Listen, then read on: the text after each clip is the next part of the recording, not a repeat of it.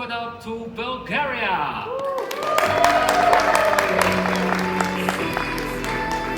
Hello, Victoria. So many people waiting for you. Sit down and make yourself comfortable, please. So great to have you here. How do you feel? See you. I'm feeling very good, very excited, and yeah, I can't believe I'm actually here. Yeah, it finally started your whole adventure here at Eurovision Song Contest. Yes, it was a long time ago. I was waiting for that moment, so it's almost 2 years. Yeah, and I think you surprised a lot of people here by the staging. Tell us all about it, because we saw a huge rock floating in the ocean, a sky full of stars. It was kind of magic, eh? How did it feel? I felt amazing. Me and my team, and Marvin and Dan, I'm working with them. They're amazing, and we wanted to create something really beautiful, really magical, because I think the song, it has this magical feeling. We wanted to turn the staging into that, and also it has much more deeper meaning. The whole staging, the rock is like my whole world, the stars, the beautiful sky, and the sand which is falling. It means something like, it looks like the time, how it's slipping through your fingers, because life is really short and sometimes you don't have enough time. Wow. And how happy are you with the rehearsals? I'm really happy. It's amazing. Yeah, and afterwards you saw the video, what they recorded, and do you want to add some changes, or was something be different the next rehearsal? We're gonna make some changes, of course, but I think everything, it works really beautifully, so can't wait. Yeah, and I'm really happy because you took the photograph. We see Yes. in your staging. Can you show us and tell us what we see on the photo, because it's very personal, eh? This is me and my dad. Wow. When I was a little kid. I wanted to take this photo with me because me and my family were going through a really hard moment, and that's like a surprise for my dad because he has a really bad disease, and I wanted to surprise him. He doesn't know about it. Maybe he'll understand today. But yeah, it's gonna be really emotional for him and for my family, and I hope for everyone. Yeah. And the song, it means like you gotta love your family. You don't have enough time sometimes with them, so you have to appreciate the small things in life, the small moments, and also the people around you that you love, not only the family. Wow.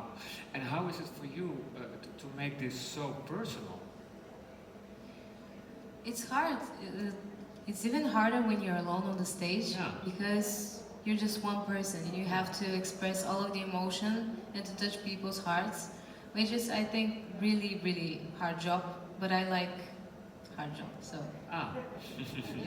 Yeah, but I can imagine when you are in this huge avenue and performing for so many viewers who are watching, and then you have a photograph of your father.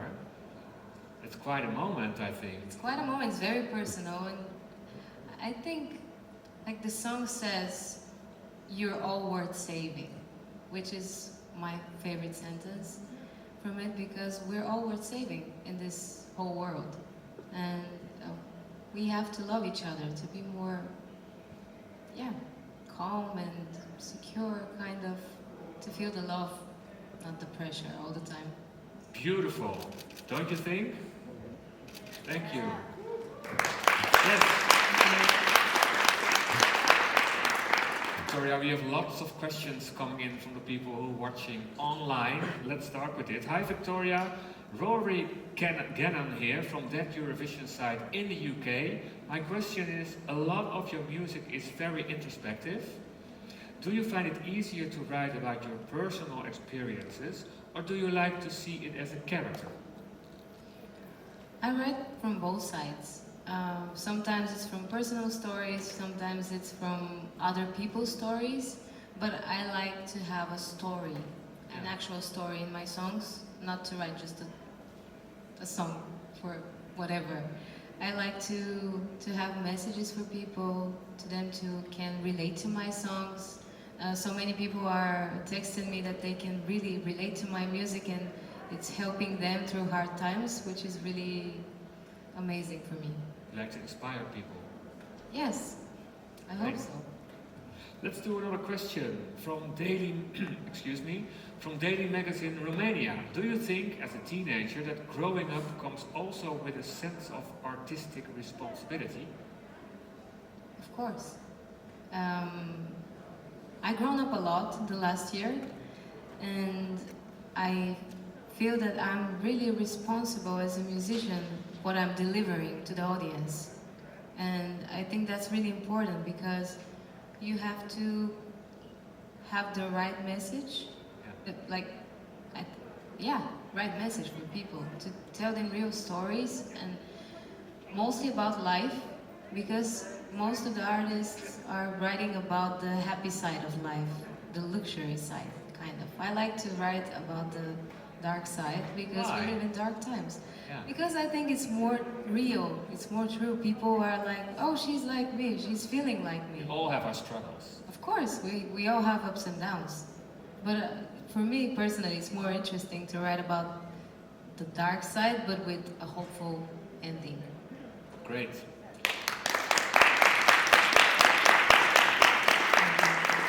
I think we have some questions from the people over here. The gentleman over there. Please stand up and introduce yourself, please. Thank you.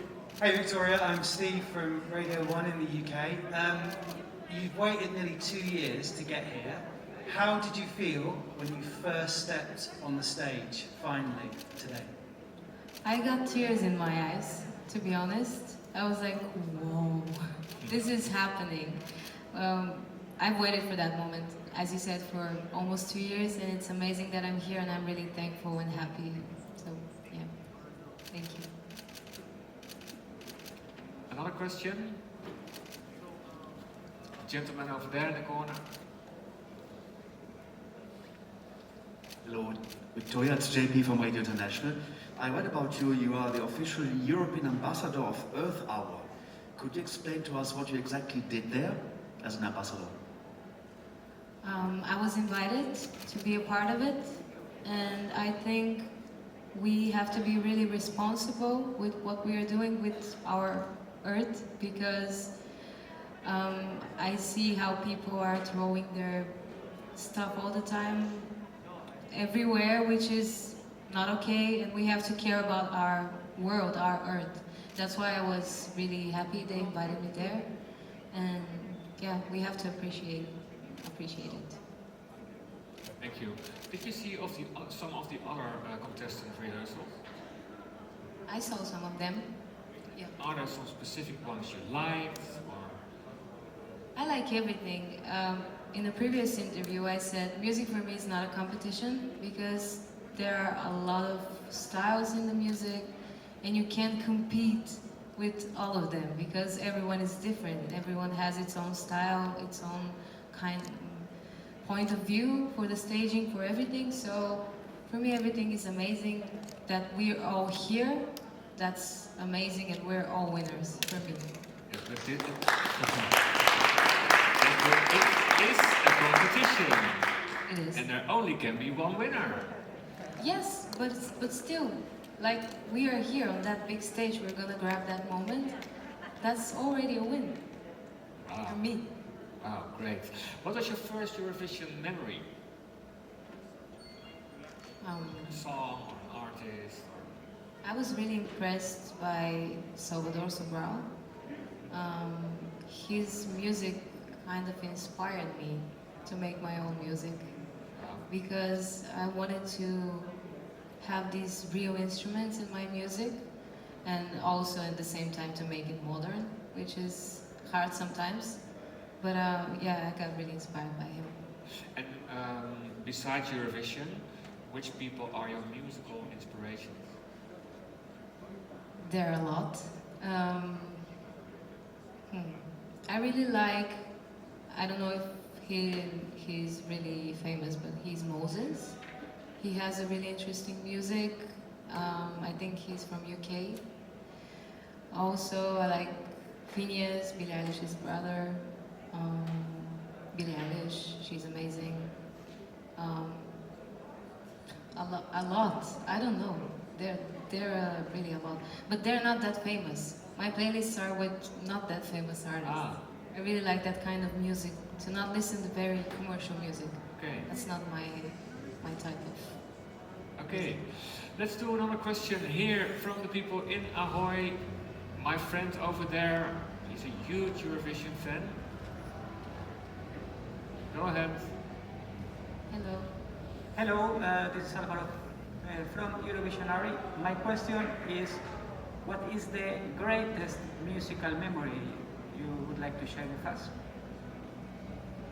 From Eurovision or From from everything? greatest musical Ever. memory that you have. The first is that I'm here because it's amazing that I'm here, and I've been to some concerts in my life because I really wanted to see Ed Sheeran, I wanted to see Adele, Billie Eilish. I also went to a concert of hers. So these are really great moments, and I really miss live concerts. So yeah. Okay, thank you. Let's do another question from someone who's watching in our online press area. This question is from Dermot from LMFM Radio in Ireland here. Thank you for asking and sending in your question. Have you been in contact with any previous Bulgarian Eurovision entrants, and did they give you any advice? I've been kind of in contact with Christian Kostov, also with Poligenova. They gave me advice to be calm and to enjoy the moment, to grab the moment, to catch it, and to just have fun, because that's one in a lifetime experience. And you think it's easy to have fun with also all the pressure of giving a good performance? I'm actually trying to have as much fun as I can because of the pressure. Because if I just think about it, it's getting more and more, which is not healthy. So I'm trying to enjoy it as much as I can. And what do you do during the day when you're not here at the rehearsals?